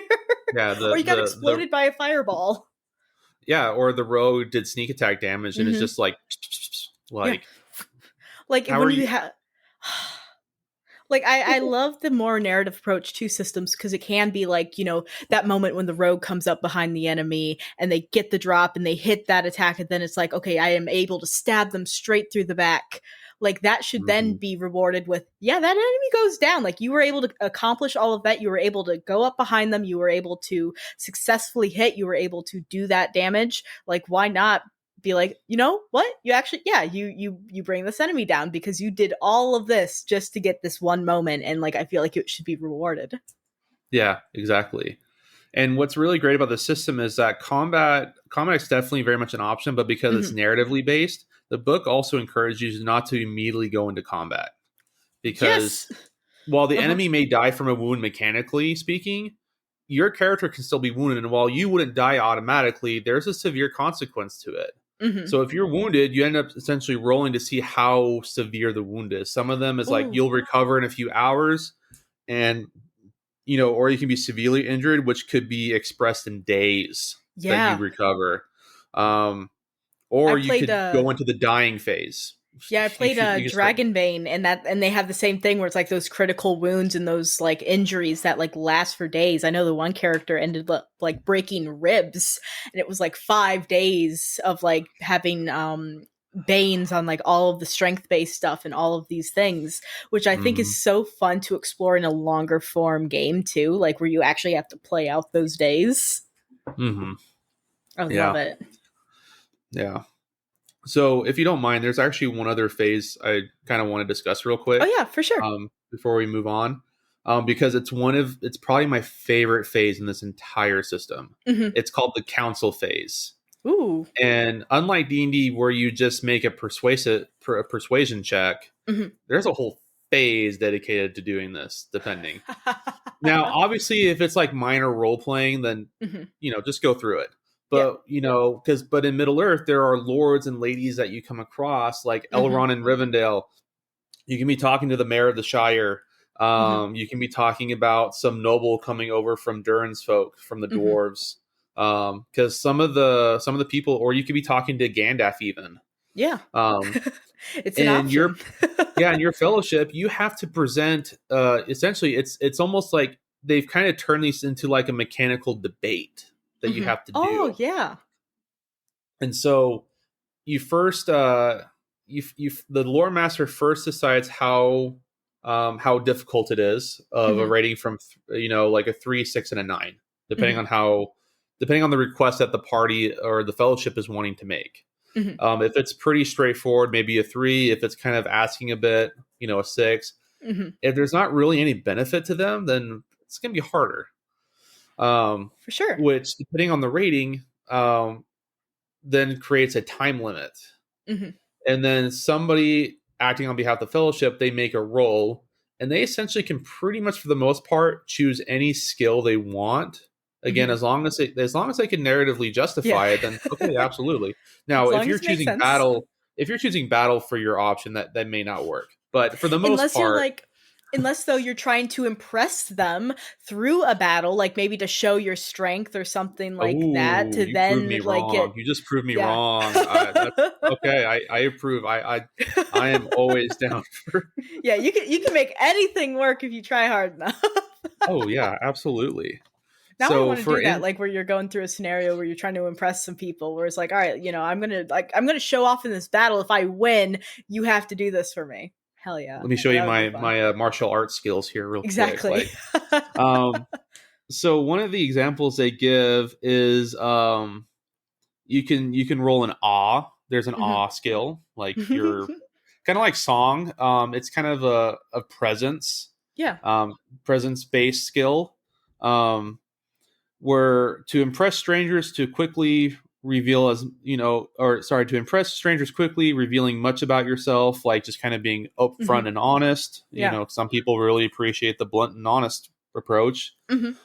Courtesy to ask for support, especially from friends, or you could roll a riddle to extract information without revealing too much about yourself. So that's where that riddle comes in. Yeah. So whatever skill they choose, they roll to see if they can beat the target number associated with that skill. So if it's under heart, they beat their heart target number. If it's under wits, they beat their target number there. Perfect. So the roll result determines the time limit of the council. That is the total number of attempts that the player heroes are granted as a group to present their case before they are finally dismissed. Now, whether you succeed or fail in the roll, you can still do the council phase. You can still talk to them, whether you succeed or fail in the roll. It's just a matter of what kind of consequence happens if you truly fail in this council. Yeah. So if you, for each 6 or each icon you get on the success dice that are attached to your feat die, if you have them, I will say if you try to roll a skill where you have no additional dice associated with it, chances are, unless you roll a Gandalf, then you're probably not going to succeed. it's always possible. Like it's like you shouldn't, like it's not like you should avoid it at all costs, but it may not be the best. Yep. You may not do great, but it's fine. Yeah. So for each icon you get, though, you get an additional attempt with the council. Oh, yeah. If you fail, then at minimum you still have that basic that foundational time limit. But if you do fail, it ends in a disaster. which is partly up to the lore master. So it's like, not only do they just be like, no, this isn't for us, thanks for visiting us, or like, we really don't want to hear this, just go away type thing. Like, it could end up like, guards, like, Yeah. it could end in disaster. So in our get these actual people out of play, here. in our actual play, we had such fun with the council phase because they started out in Rivendell and they were talking to Elrond. Love it. Because they were going to a ruined elven city associated with Elrond's heritage and stuff like that. Elrond had been there before because elves they're immortal in Middle Earth. And they each were trying to make an attempt. And one of the unique roles was Brandon's dwarven dad bard, because he chose song. Oh, and he decided he had written a poem about his experience in Rivendell as a dwarf, because in Middle Earth, elves and dwarves do not get along at all. So the hospitality towards him was less than his other compatriots. And he actually expressed that in the poem. And I'm sitting here as a lore master. I'm like, this poem better end really well, man. Like, but he succeeded on his dice roll. And it was funny because he actually recites the poem. He actually created a poem as the player. And it was so good. It was awesome. Yeah, I mean, like, just for that, go listen to the actual play. Yeah, just go. If you want to hear Brandon recite poetry, go over that one nerds now. Yeah, there we go. There's a spinoff right there. Improv poetry. Improv poetry. It feels like that should be something. Yeah, improv poetry. That'd be hilarious. That would be. Now so I'm gonna good. have to create like an actual play situation where poetry is like the skill that you all should use. So a bunch of battling bards where it's like, all right, each of you do your each of you create a poem and read it off for this challenge, and it's like, oh wait, we actually have to create poems. Like, that would be so fun. So and so in the council phase, each player then makes their own attempt. So once the spokesperson has gone, then everybody does. So in this case, we were given 3 chances because they failed on the initial roll for the council phase. And there was 3 players. So each person essentially had to succeed on their roll. But kind of like in D&D, there is a help action. You can grant an additional 1d6, like, hey, I'm going to help you by doing this during your portion of the argument. So, like, again, the target numbers are high, but there are options to help get to that number. Absolutely. I will say about target numbers, if you do a one-shot with this system, the book, and I didn't see this when I first did this, there is actually a suggested rule where if you're doing a one-shot or a very small campaign, the book's like, subtract from 18 instead of 20 to make it lower just a the threshold, because you're probably not gonna really do a true level up. You're gonna pretty much, the skills you have are what they are. And so I was like, sorry guys. It's fine, right? I mean, everyone was succeeding on things anyway. It's okay. Especially at the end, like I couldn't get any hits on them hardly. Anyway, so, and then the book obviously has some suggestions and stuff like that. And so at the end of the council phase, if they succeed, they're able to pretty much, for the most part, get what they requested. Yeah. If they fail, the opposite. But if it's a disaster, the book essentially says if it ends in disaster, so if they fail that initial roll and then fail the council phase on top of it, the company is now seen as a threat by the folk encountered. Yeah. So they may end up being in prison, like they may disaster. be attacked, or they may just be heavily harassed. Absolutely. While around that area. So even if they're really ticked, they may not necessarily do anything directly, but they can still cause great misfortune to the fellowship or to the company. Yeah. I'm actually really curious. Did you run into any situations where anyone failed like really badly within your actual play? I'm trying to think if anybody truly failed, because everybody essentially ended up succeeding during the council phase because they were pulling in their resources, which in this system, you want to be careful how you use your resources, but you want to use your resources at the exact same time. They're there for a reason. You want to use them. Yeah. I'm trying to think if anybody drastically failed. I know there was one player that rolled some Eye of Saurons, but she wasn't she wasn't miserable, which is the condition you need in order to become a nat 1 essentially. Mhm.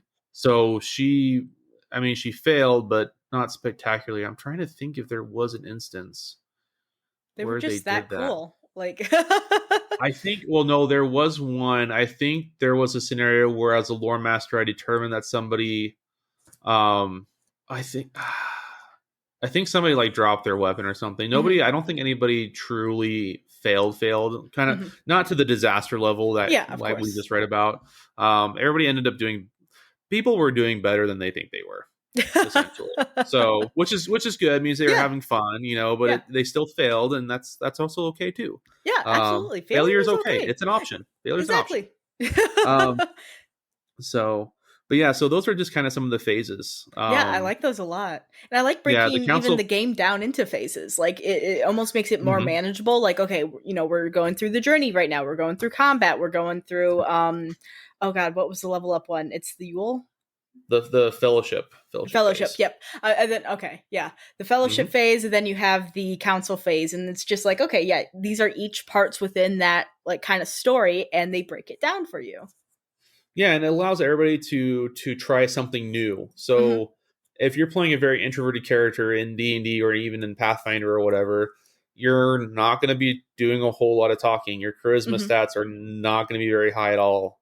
But in this system, it's like, well, if you're going to present this argument to a council of people, like to a lord or lady, Mhm. you got to talk. Mhm. So how are you doing that? I think one player, she did lore. Mhm. She talked about how,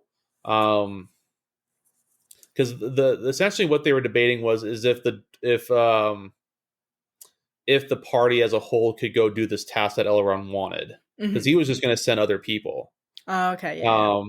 because he didn't want to use this party, especially with there being a dwarf in there. Mhm.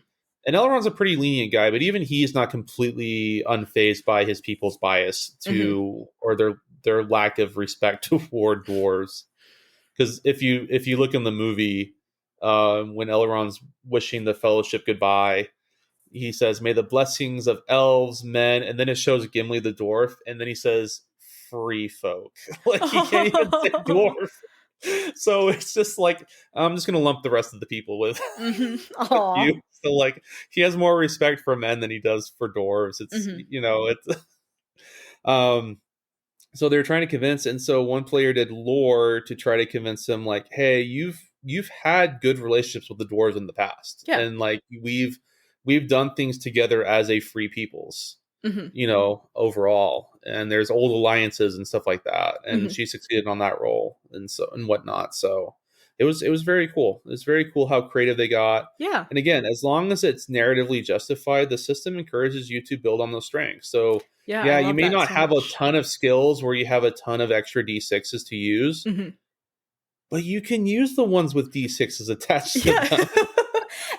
And that's almost like kind of the charm of like, you're deciding like, hey, I want to play someone who's really good at lore, who's really knowledgeable about these things. So it's almost like that's the natural thing. They're going to try and solve situations using this thing that is their specialty. So I think it even makes a lot of sense. Like sometimes I think people can be like, it feels like power gaming, but like it's not really when that's what that character is good at. That's what they specialize in. That they're good at it for a reason. It's not just because it's like, oh, I want to make sure I roll good on everything, but I want to be a knowledgeable character. I want to be Yeah. able to approach a situation, say, hey, in the past, you guys had a decent relationship and, we've done a lot together and all of that. I love it so much. And so I'm curious for you, especially as a huge Tolkien fan, how did you find running One Ring? Like, what was your experience as a lore master? For my first time ever, my first and so far only time lore mastering the system, um, I think the biggest challenge for me was that I almost knew too much, Hmm. and I was so scared to inwardly break canon Yeah, because yeah. I have such huge respect for Tolkien. I mean, in reality, it's just in my kitchen with like three other people. Like nobody really cares, but I do. Yeah. Um, and so I had to be like, okay, what can we do? What kind of adventures can we have that isn't going to influence events on too big of a scale. Yeah, absolutely. Because obviously, if it's too big of a scale, like, oh, let's go march to Mordor and just go like try to fight Sauron himself. Like, number one, you're all going to die. Yeah, first session, let's go. Yeah, number one, you probably wouldn't even make it into Mordor before you died. Even if you do, you definitely will die. And Frodo kills Sauron via destroying the One Ring, so can't have that happening. So, I mean, luckily the system, again, it focuses on a certain region of Middle Earth, so, I mean, people aren't going to do that, hopefully. TTRPG player is going to do what TTRPG player is going to do. Yeah. Maybe they'll have their own offshoot version of that story and, what they want to do there. Maybe, yeah. So, I think for me, it was almost like I thought it would be very helpful, but then I saw ways that it was at a disadvantage. So that's why I say that you don't have to be a Tolkien buff to play this game, and you don't need to be a Tolkien buff to run the game. Yeah, absolutely. As long as you're, as long as you read the core rule book and you just are there to have fun and just to see the positives and to really build on those, like, it's just as fun of a system as any other system. And tell a story. There's almost an advantage to not knowing too much. Like somebody that's only seen the movies, good introduction, they get a general idea. Yep. But then they feel like they have more freedom to do these different things. So I love that actually. After the actual play, I did think of a couple more adventure ideas. So the adventure idea that we had was, I don't think it'll give too much away, but they were going after a rumored Palantir, which is a seeing stone. And in lore, there's only 7 of them. And pretty much all of them are lost or destroyed or whatever, except for 3. And one of them Sauron has, which is how Saruman communicates with them, because they both have seeing stones. And so that's very much established in lore. There are only 7 of these. And so in my lore is that elven smiths from the previous age of the world had attempted to see if they could somewhat minorly, vaguely replicate one. And so it was a very minor one. It was a very small one. It wasn't going to be able to do a whole lot. But Elrond, if there was rumors, and that there was also rumors that the enemy was going around that area potentially looking for it. And Elrond did not want them getting any more advantage than they already had. Because Elrond, being the wise man he knew, he would have known by this point that Sauron had, or most likely had, one of these stones, which now made them dangerous. So he's like, I don't need any more. So he says, if you either confirm that there isn't one, or if you do, destroy it / bring it back. Yeah. So love it. And so that was the adventure. It's kind of breaking lore a little bit, but it was to a point where it's kind of like what Free League was doing with this system. It was enough creative license to get creative, but not enough to truly break lore and still be able to respect it. Yeah, absolutely. And I think that's when it comes to people playing the game, it's probably going to be people trying to follow the lore and the stories a bit more thoroughly, especially if they're fans of, the movies and the Tolkien stuff. And there might be people that are like, the world's cool and I just want to play with that, instead of actually worrying too much about, I need to make sure this line of events happen, or I need to make sure there's only so many of whatever. And that's why I do think your comment of people who don't know anything obviously can still run the game, and they're almost it's not even an advantage, but it's a completely different experience at that point, because you don't have all of that meta knowledge there of okay, I need to make sure there's only 7 of these stones and all of that. So I think that's really, really cool. And I'm curious if you would say that almost those quest type stories are the ones that are really good at being told within One Ring. I would definitely say so. The system definitely encourages you to act as a fellowship company and to stick together and really build on each other's strengths and to help each other with their weaknesses. Yeah, I love it. Because what's a really cool thing about the system is that the mechanics encourage not only the narrative, but there are mechanics built in that also just encourage just straight up role playing. And one of those is that you can get shadow points, which is Okay. the influence of the shadow or the enemy or his influence. Mm-hmm. Because Sauron may not have dominion over those areas anymore, but his presence from ages past, when he did kind of have a foothold, they still linger. Yeah, for So sure. in Eriador, there's a place called Angmar, Mm-hmm. and that's where the Witch King gets his name, the Witch King of Angmar, that main Nazgul character.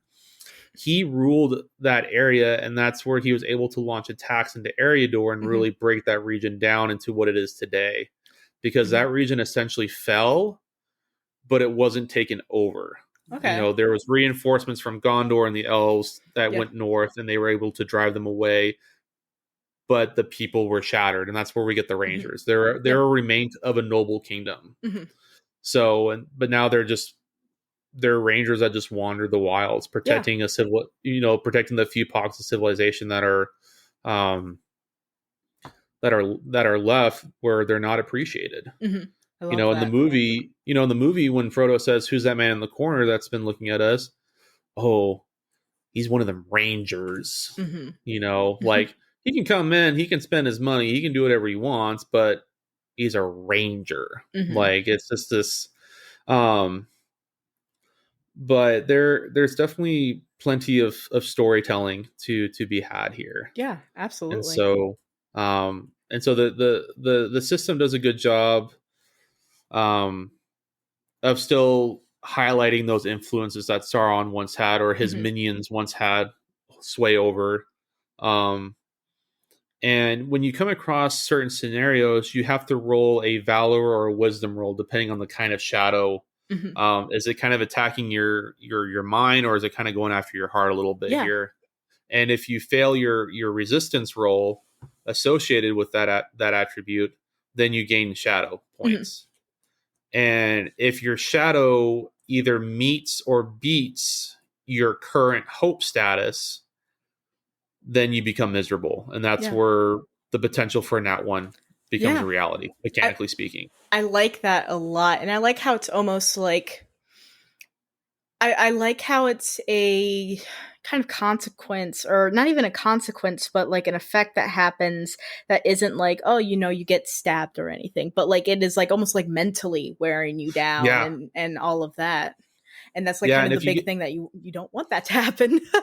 Yeah, I know. And if you're influenced by the shadow too much, then you start obtaining negative attributes. You become, for dwarves, they might start becoming really greedy. Kind of like if you've seen the Hobbit movies, Thorin kind of had that dragon sickness thing happening. That could potentially happen to your dwarf character. If you're a ranger, your bitterness towards the civilized pockets just becomes too great. You're like, I'm tired of protecting people that don't, value me. All this kind of stuff. So you start developing these negative attributes and whatnot. And unfortunately, we haven't played enough to really see the full scope of those. But the fact that that's even an option is already very exciting. And I would love to do a long-term, or at least a longer mini campaign, or something with length to it with this system. Like anything that's longer than one game, please. Yeah, anything that's longer than one game. But tied in with the shadow is your hope. And hope is a resource, is a mechanical resource you have in the system, where if you spend a hope, you get an extra 1d6 to whatever type of roll you're trying to make. Combat, out of combat, whatever, you can use it. But what's the key is that the rules specifically state if your shadow score meets or beats your current hope level. So if you spend a lot of hope, then your hope level is really low. So you could have this much shadow and you had this much hope and you're fine. But then you suddenly use one too many. You're getting shadow points. And it's not good. And now there are ways to get rid of those shadows. But it's a good idea to try to just simply avoid that as much as possible. Absolutely. So again, it goes back to that. Use your resources, absolutely, but be smart how you use your resources. Yeah, be very, very, very careful. And there may be scenarios where you may have to just take one for the team and to get through the current situation you're in. Like, you're in a bad situation. One of your party members might be wounded. We need to kill off these buggers so that we can get out of here. I'm going to take shadow. Yeah, I'm going to spend hope, because as long as you have hope, even if it's below shadow, you can still technically use it. Yeah, absolutely. No, You're just I going to be like worse that. off. Yeah, I like that trade-off a lot. No, I think this is really, really cool. I mean, again, like I said before we started to talk here, I'm not a huge Lord of the Rings person. I don't really know like the lore and stuff. I've watched the movies a few times, but it's like never been something that's really stuck. But this sounds really, really fun to play, especially with almost still being able to make those comparisons with like Land of Eam and stuff too, where it's like I can see where like they have a whole thing about dread and all of that, and so like I can get where that's like kind of the shadow instead, and like it's really, really cool, and it makes me excited to try. Like I really do want to try this now, especially as someone who's not, and you saying that it's not important to know the lore makes me feel better about it, because I definitely don't know anything. But I think though that we are probably getting pretty close to the end here. I mean, obviously there's quite a few like GMing type things that we didn't quite cover. I mean, like running enemies, I guess, is something that we could go about, but like I think that's even specific to, you need to like kind of experience it, you need to see like the stats and stuff. Like we could go through it, but I think we're starting to get pretty long here, so I think no, it's all good. No, this has been great. It's been really awesome hearing about the game and hearing about like the lore and stuff, and even your knowledge about it has just been really, really cool. And so I guess we will get to wrapping it up here, unless you think there's anything like super important, like that's like something that's really important to the game that we haven't covered yet. If not, then I think that we can get to wrapping up here. I think we hit a lot of the highlights of the system. Mm-hmm. Obviously, there's a lot more to the system that I have yet to get to, and that isn't, you can't cover every single thing in a single podcast episode. Oh, for sure. There's so many things. I'm not going to try, and we didn't try that on ours, and we gave ourselves 5 episodes to do this, and we still didn't try to do every single little thing. But I think we've hit a lot of the main highlights of the system and a lot of the core mechanics of the system. And a lot of the beauty of it. It's a great game. Yeah, and honestly, the core rulebook does a really good job of explaining things, which is really impressive, because I know it would have come out, I believe, in like Swedish, first and foremost, and then it would have been, because I believe it's Fear League's a Swedish company, I believe. Yeah, I believe so. Oh well, not I believe so. I know they are a Swedish company. Whether or not I'm trying to. Do they come out with both Swedish and English translations of every book? I believe that they would. Like that would make sense. Yeah. No, I mean that makes sense. I mean, I'm just glad they did. Yeah. So thank you, Free League Publishing, for publishing in English. We very much appreciate it. We love your stuff. Yeah, thank you for sharing like all your amazing games with the world that doesn't understand Swedish. Yeah. I will say that honestly, a lot of questions are. I feel like this is a core rulebook. This is one of those core rulebooks that obviously I'm a little biased toward Tolkien, so I'm going to go in with a positive attitude right off the bat. But it's one of those core TTRPG rulebooks that I just legitimately just enjoy just sitting down and reading. Oh yeah, for sure. So if anybody's worried about being a little overwhelmed, this is one of those books. It's okay. You can sit down and just read it. And if need be, you can look at the table of contents and kind of start at a certain section and kind of work however works for you. Yeah, flip through, the book does a good job of giving a brief history of a lot of the major locations in Eriador. So lore shouldn't be an issue. Yeah, if you don't know anything. Willow, you could be a great lore master.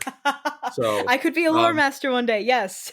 Yes. Just, you can just go back and read that chapter and read about the locations and kind of the brief history of Eriador, and just have an idea of it and go head first into the game. I love it. But yeah, I'd love to wrap up though, because I really want to ask you my favorite question, especially because it just makes me really happy. And I know how much you love Lord of the Rings and this game. So I just want to know. So far in your experience of playing the game and reading it and all of that, do you have like, I guess, a big reason of why you love One Ring? It's a difficult one to answer. It is, but I think anybody in the TTRPG community that's wanting to try out a new system should seriously consider the One Ring, just solely because, as mentioned, it is very narrative driven. It's very role play driven system. it has built-in mechanics and lore that will help your table come together better than other systems will, just right from the get-go. I love it. And because it's so heavily invested in Tolkien, this system will also allow you to kind of learn those same lessons you would by reading the Lord of the Rings. That, it's the small everyday deeds of people that keep evil at bay.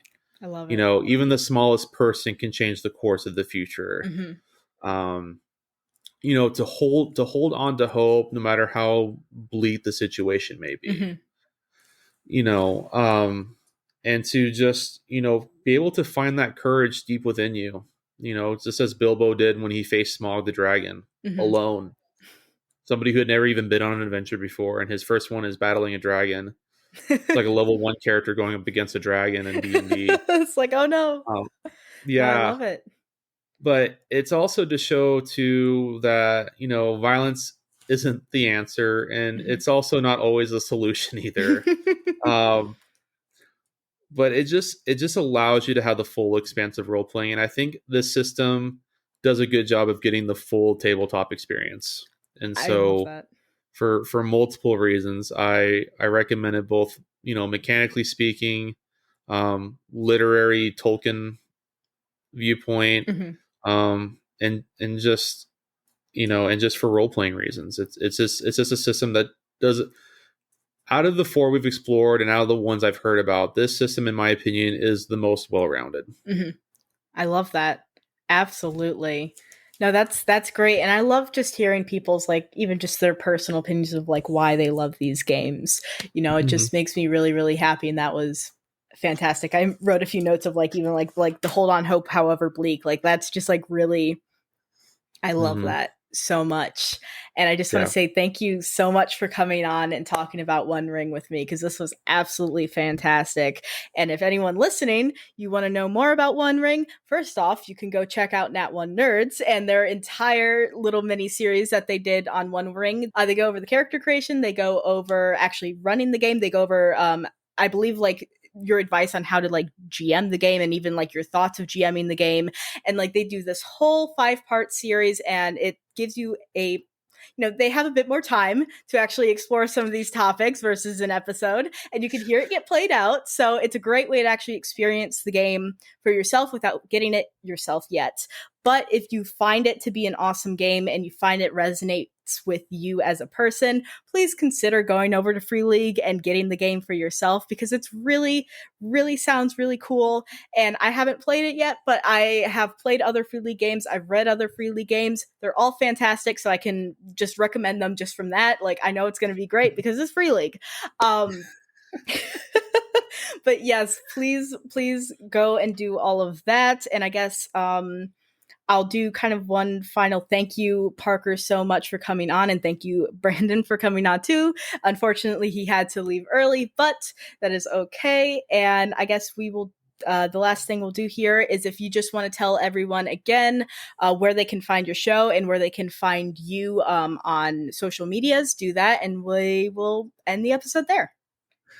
Yeah, so if you want to find Nat One Nerds on social media, we're mostly active on Instagram. We also have a Facebook, and we also have a Threads. We're kind of still figuring out the thread thing, we'll admit that. Because neither of us ever had done Twitter or anything like that beforehand. So yeah, so it's a different platform. But you can find us on all 3 of those platforms to get podcast updates. Just some general advice that we come across that we wanted to share real quick. I love it. Just some fun memes and stuff like that. Just kind of just simple stuff to, there's also some D&D advice as well on there, just because it's such a popular system. So we do a little segment. And that's the thing as well. Like, yeah, even though a lot of us don't want to play D&D, that doesn't mean we also don't have our love for the system and our own advice for the system and stuff like that. Like, it's still, like, even though it's not everyone's preferred game, it's still a good game. It's still a game that a lot of people enjoy. So I love that too. Yeah, no, we definitely recognize our D&D roots, and we respect it, and we're grateful. We're grateful for Dungeons and Dragons to getting us, as the gateway drug essentially into this wonderful community. But as far as the actual podcast, you should be able to find it on most podcast platforms, as far as I can tell. Some of the bigger ones, you can find us on Spotify, Apple Podcasts, Google Podcasts currently. That's going away soon, unfortunately. Because so weird. that's my preferred platform, honestly, for my podcasts. You find us on Good Pods, Amazon Music, and whatnot. But there's also some that pull. So you can find us on there. So we appreciate anybody that listens to us. Thanks, Willow, for having us on. Absolutely. It's always a pleasure. And, the Fate Accelerated episode, I'm like trying to get like my mind's going faster than my mouth can go. The Fate Accelerated episode was fantastic, and this was even great to do as well. So it is more than my pleasure to have you guys on again. But yeah, I think though that is the end. Thank you so much for coming on, Parker. Thank you so much, everyone, for listening and I guess watching as well, because video, that's fun. And I think that is the end. So thank you so much, and goodbye.